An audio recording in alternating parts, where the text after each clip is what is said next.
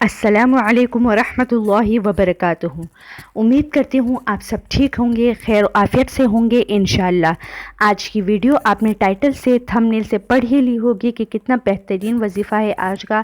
सूरह यासीन आपको पढ़ना है और चीनी पर कैसे दम करना है और क्या होगा, ये सब कुछ आज मैं आपको आज की वीडियो में बताऊँगी। और उसके बाद क्या होगा ये आज की वीडियो में आपको बताने लगी हूँ, इसलिए इस वीडियो को पूरे सुनते रहिएगा। सूरह यासीन का वजीफ़ा बेहतरीन वजीफ़ा है, जो मैं अपनी हर वीडियो में बताती रहती हूँ कि सूरह यासीन का वजीफ़ा बेहतरीन वजीफ़ा है दुआओं की कबूलियत के लिए, परेशानियों के ख़ात्मा के लिए। इसलिए सूरह यासीन हमेशा अपनी ज़िंदगी में शामिल कर लीजिए। सूरह यासीन जो फजर की नमाज के बाद पढ़ता है तो उसकी हर दुआ कबूल हो जाती है और उस दिन के सारे काम आसान हो जाते हैं। जी हाँ, बिल्कुल ऐसा ही है।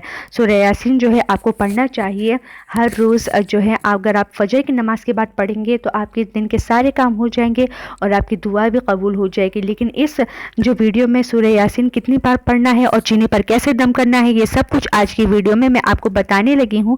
इसलिए इस वीडियो को पूरे सुनते रहिएगा और अगर ये वीडियो आपको पसंद आए तो इसे लाइक कीजिए, शेयर कीजिए, सब्सक्राइब कीजिए और वीडियो को आगे शेयर करते रहिएगा। और अगर आप इसको आगे शेयर करेंगे और अगर कोई ये वजीफ़ा करेगा तो इससे आपको भी सवाब मिलेगा, मुझे भी सवाब मिलेगा और उस करने वाले को भी सवाब मिलेगा और उसकी मदद भी होगी। हम मुसलमान हैं, हम सबको एक दूसरे की मदद करते रहना चाहिए। जब हम एक दूसरे की मदद करेंगे तो इससे क्या होगा कि हमें मदद करने पर भी हमें सवाब मिलता है। अच्छे कामों में, हलाल कामों में एक दूसरे की मदद करनी चाहिए। वजीफ़ा शेयर करने पर भी बहुत ज़्यादा सवाब मिलता है। जी हाँ, और याद रखिएगा कि हम मुसलमान हैं, हम पर 5 वक्त की नमाज़ फ़र्ज़ है। सबसे पहले तो हमें 5 वक्त का नमाजी होना चाहिए, 5 वक्त का पाबंद होना चाहिए। अगर आपको ऐसा लगता है कि आपने दुनिया के काम की वजह से कोई नमाज़ छोड़ दी हो तो सबसे पहले आपको नमाज कज़ा जो है उसको पढ़ ले। फिर याद रखिएगा कि कोई भी दुनियावी काम की वजह से आपको नमाज नहीं छोड़नी, क्योंकि इससे फिर क़यामत के दिन जब सबसे पहले सवाल जो है नमाज का होगा तो आपके चेहरे पर कितनी शर्मिंदगी होगी कि आपने किसी दुनियावी काम की वजह से जो है नमाज छोड़ दी होगी। इसलिए दुनिया के काम तो चलते रहते हैं, वो तो कभी ख़त्म नहीं होंगे, लेकिन आपको नमाज हमेशा हमेशा पढ़ते रहना है। जब आप इबादत को अपनी सबसे पहली तरजीह बनाएंगे तो कामयाबी आपकी सबसे पहली जो है सीढ़ी होगी, कामयाबी आपको हर जगह नसीब होगी। इसलिए इबादत को अपनी सबसे पहली तरजीह बनाइए, ठीक है। और यहाँ पर मैं आपको फजर की नमाज के साथ आप सूरह यासीन पढ़ेंगे तो उसका तो मैं आपको बता ही चुकी हूँ, लेकिन अगर आप मगरिब की नमाज के साथ सूरह वाक़िया पढ़ेंगे तो आपके रिज़्क़ में इजाफ़ा होगा। और इशा की नमाज के बाद अगर आप सूरह मुल्क पढ़ेंगे तो इससे क़ब्र के अज़ाब से आप महफूज हो जाएंगे। क़ब्र के अज़ाब जो है बहुत ही ज़्यादा जो है सख्त है। अगर आप सूरह मुल्क अपने लिए दुनिया में पढ़ेंगे इशा की नमाज के बाद तो फिर जब कब्र के अज़ाब से आप महफूज हो जाएंगे। और जो है सूरह बकरा की जो है आखिरी 2 आयत अगर आप रात में पढ़ेंगे तो आपके लिए हर शय से काफ़ी हो जाएगी। सूरह बकरा की आखिरी 2 आयत और दुआ की कबूलियत के लिए मैं आपको बताऊं कि सूरह बकरा की आखिरी 2 आयत और सूरह फातिहा जब आप पढ़ते हैं किसी भी वक्त पढ़ेंगे तो आपकी दुआ लाजमी कबूल होगी।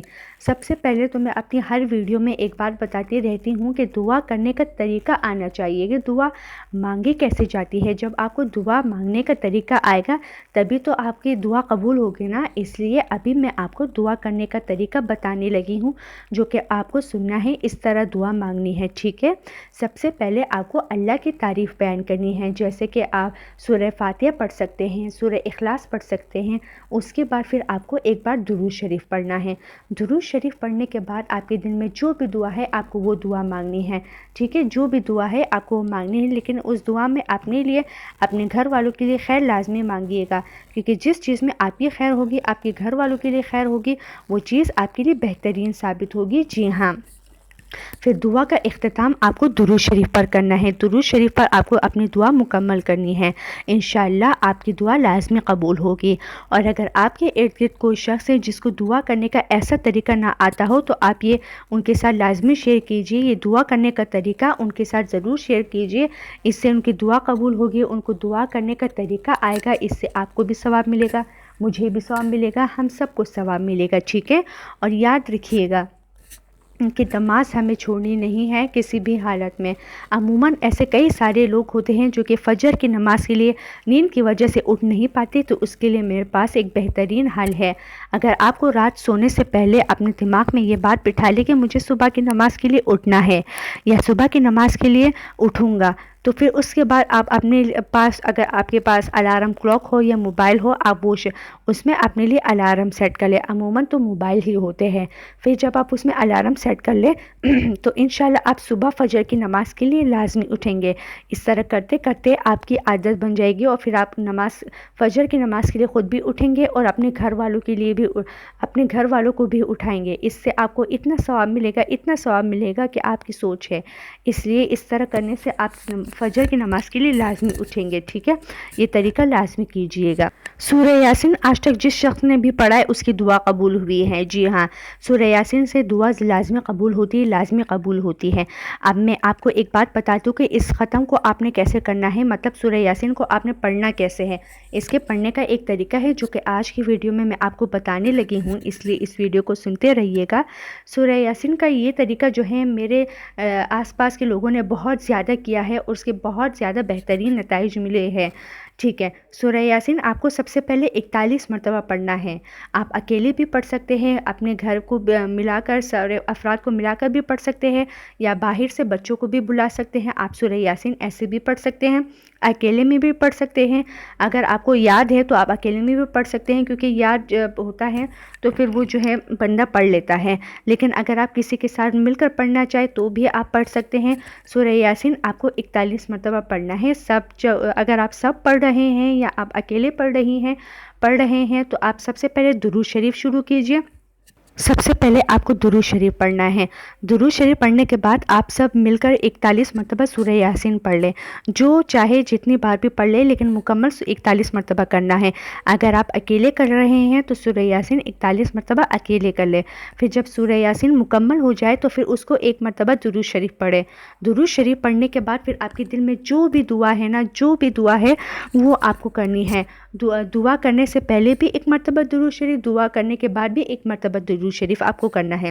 پھر اس کے بعد آپ کے پاس پلیٹ میں چینی ہوگی اور اس چینی پر ڈھکن رکھا ہوگا۔ پھر جب آپ سورہ یاسین پڑھ لیں تو وہ سورہ یاسین اس چینی پر جو ہے پھونک مار دیں، اوپر سے ہی آپ کو پھونک مارنا ہے۔ اگر آپ نے اس پہ کپڑا رکھا ہوگا تب بھی چلے گا، پلیٹ رکھا ہوگا کوئی بات نہیں، آپ جو بھی اس پہ رکھنا چاہیں رکھ لیں۔